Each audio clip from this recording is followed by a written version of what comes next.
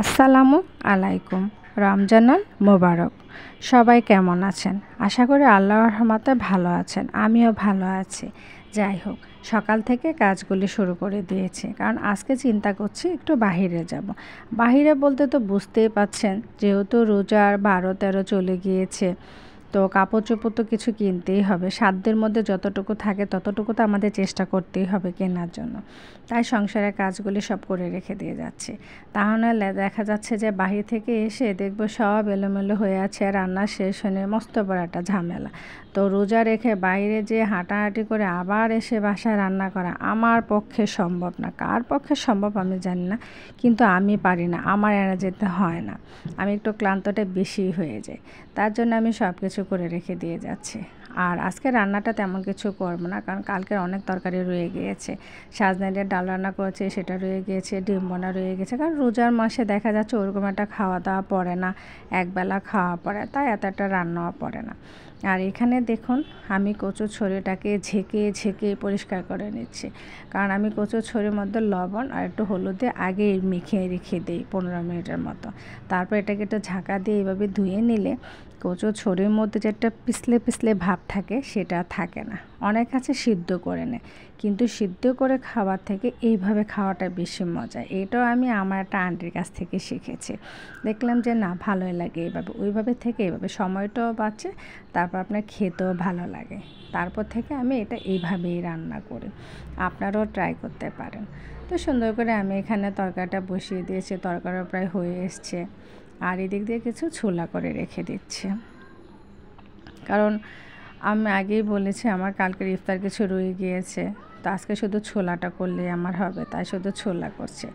আর এদিক দিয়ে একটু লেটকা খিচুড়ি রান্না করছি সব ধরনের সবজি দিয়ে, যেন মানে যার যেটা ভালো লাগে।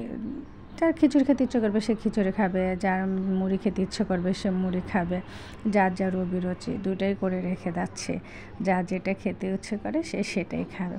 আমার দায়িত্ব হচ্ছে এগুলি করা, আমি করে দিয়ে রেখে যাচ্ছি, কারণ সংসারের বউ যেহেতু আমি, তো আমার তো সবার রুচিটাই দেখতে হবে। আমার রুচি কেউ দেখুক চাই না দেখুক, আমার কিন্তু সবারটাই দেখতে হয়। আর এটাই হচ্ছে আমাদের মেয়ে মানুষের কপাল। আমার না, আমি মনে করি প্রত্যেকটা মেয়ে মানুষের কপাল। তো যাই হোক, সুন্দর করে গোসল টোসল করে রেডি হয়ে আমরা মা ছেলে মেয়ে রেডি হয়ে যাচ্ছি এখন বাইরে যাওয়ার জন্য, যে বাইরে যে কাজগুলি সেরে আসে। তো ছেলেকে নিয়ে বের হয়ে যাচ্ছে। আর ভাই বোনদের কথা ওদের কী বলবো, ওরা ভাই বোন এত পরিমাণ ডিফারেন্স 8-9 বছরে, তারপরেও দেখুন ওদের ঝগড়া থামিয়ে না, দুজন লেগেই থাকে সারাক্ষণ খুনসুটির মধ্যে। তো মেয়ে হাত ধরতে চায়, ছেলে ধরতে দেবে না, ওর সঙ্গে যেতে চাইবে না। তারপর যাই হোক, ছেলেটা কেনা হয়েছে, এখন মেয়েরটা কিনতে দেবে না, বলছে না এখন বাসায় চলো, আমার ভালো লাগছে না, আমার পা ব্যথা করছে, আমার হাঁটতে ইচ্ছে করছে না, চলো চলে যাই, নাদিয়াপুরটা কিনতে হবে না, ওটা পরে কিনো। তারপর আবার নিচে যেয়ে বলছে আমাকে এখন খেলনা কিনে দাও। খেলনা কিনে দেওয়ার পর কিছু ঠান্ডা, তারপর আবার কিছু খাইয়েছি, তারপর একটু ঠান্ডা। তা না হলে কিছুই করা সম্ভব না। তো বাসায় নিয়ে এসছে, এসার পর মেয়ে জামা কাপড় দেখছে, ছেলেও ছেলেটা দেখছে। সব কিছু দেখার মধ্যে হুট করে ওর প্যান্টটা খুঁজে পাচ্ছি না।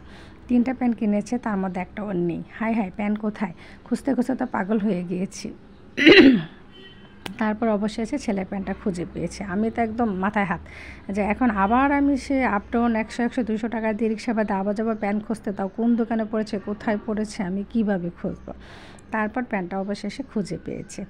পাওয়ার পর এগুলি ছেলে নিয়ে বসে বসে গোটাগুটি করে দেখছে, দেখো আমারটা সুন্দর হয়েছে, আপুরটা সুন্দর হয়নি, দেখো আম্মু দেখো, হ্যাঁ ঠিক আছে তোমারটাই সুন্দর হয়েছে, তোমার আপুরটা একদমই সুন্দর হয়নি, তোমারটাই সব থেকে বেস্ট, হ্যাঁ ওরটা সবসময় ভালো থাকতে হবে, ওর আপুরটা না। এই হচ্ছে কাহিনী।